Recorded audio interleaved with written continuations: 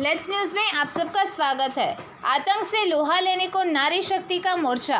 कुपवाड़ा में एलओसी पर तैनात है असम राइफल्स की वीरांगनाओं के विशेष दस्ते। श्रीनगर से मिल रही खबरों के अनुसार कश्मीर में आतंकवाद और नशे के दानव का फन कुचलने के लिए अब वीरांगनाएं की बंदूक के साथ मोर्चे पर डट गई हैं। उत्तरी कश्मीर में नियंत्रण रेखा के साथ सटे कुपवाड़ा में असम राइफल्स के महिला सैनिक एलओसी की तरफ आने जाने तमाम मार्गों पर चौकस निगाह गड़ाए हैं और दुश्मन की हर साजिश को नाकाम बनाने में जुटी है। जम्मू कश्मीर के नियंत्रण रेखा के पास दुर्गम क्षेत्रों में पहली बार बंदूक थामे महिला सैनिक दिखाई रही है। हालांकि सीआरपीएफ की महिला वाहिनी को 2 दशक से तैनात है। असम राइफल्स की वीरांगनाएं पूर्वोत्तर में म्यांमार सीमा पर और असम में अपनी कर्तव्य निष्ठा, राष्ट्रभक्ति और वीरता का परिचय पहले से ही दे रही है। पिछले कुछ समय में गुलाम कश्मीर के रास्ते आतंकियों के हथियार और नशीले पदार्थों की तस्करी में महिलाओं की संख्या बढ़ रही है। इसके बाद सेना ने महिला सैनिकों को तैनात करना आरंभ किया है। पहले चरण में उत्तरी कश्मीर में सेना की व्रज डिवीजन में असम राइफल्स के महिला सैनिकों का दस्ता प्रतिनियुक्ति पर तैनात किया गया है। इसके दस्ते को फिलहाल सेना की पड़ताल चौकियों पर तैनात किया गया है। एक दस्ता एलओसी के सटे टंगडार तिटवाल मार्ग और एक साधना टॉप पर पड़ताल चौकी में तैनात है। इसी चौकी के करीब 15 किलोमीटर दूर पहाड़ी पर स्थित अग्रिम चौकी पर कुछ दिन पहले रक्षा मंत्री राजनाथ सिंह ने आकर हालात का जायजा लिया था।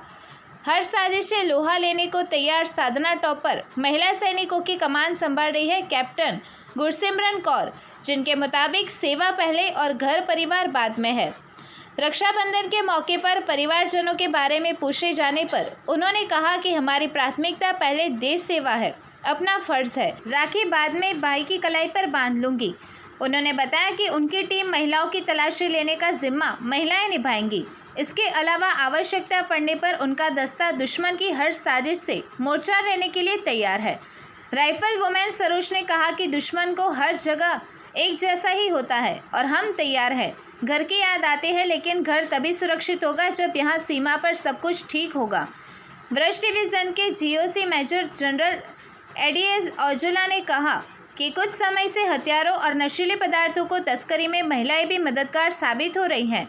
हमारे जवान महिलाओं की तलाशी नहीं लेते थे, इसलिए राष्ट्र विरोधी तत्वों ने महिलाओं का इस्तेमाल शुरू किया है। इसे देखते हुए हमने भी अपनी महिला सैनिकों को तैनात किया है।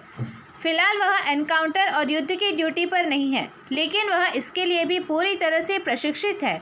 कई बार आतंकरोधी अभियानों के दौरान किसी घर में सिर्फ महिलाएं होती हैं। ऐसे में हमारी महिला सैनिक काफ़ी मददगार रहती है। इन्हें देखकर स्थानीय लड़कियों में भी सेना में भर्ती होने का जज्बा पैदा होता है। उन्होंने बताया कि हमारे पास महिला सैन्य अधिकारी है, लेकिन महिला सैनिक नहीं, इसलिए असम राइफल्स के इस दस्ते को प्रतिनियुक्ति पर बुलाया गया है। परिवार की परंपरा को बढ़ा रही है गुरसिमरन कौर, जो कैप्टन सेना में भर्ती होकर परिवार की परंपरा को आगे बढ़ा रही हैं। उनके दादा और पिताजी भी फौज में रह चुके हैं। वह सेना में अपने परिवार की तीसरी पीढ़ी का प्रतिनिधित्व कर रही हैं और वह आर्मी सेवा कौर की अधिकारी है। बेंगलुरु में दिया जा रहा प्रशिक्षण के अनुसार भारतीय सेना में अधिकारी के पद पर महिलाओं की भर्ती करीब 2 दशक से जारी है। पहली बार भारतीय सेना में महिला सैनिकों की भर्ती दिसंबर 2019 में हुई थी। यह महिला सैनिक मिलिट्री पुलिस में ही भर्ती हुई है और इनका प्रशिक्षण बेंगलुरु में जारी है।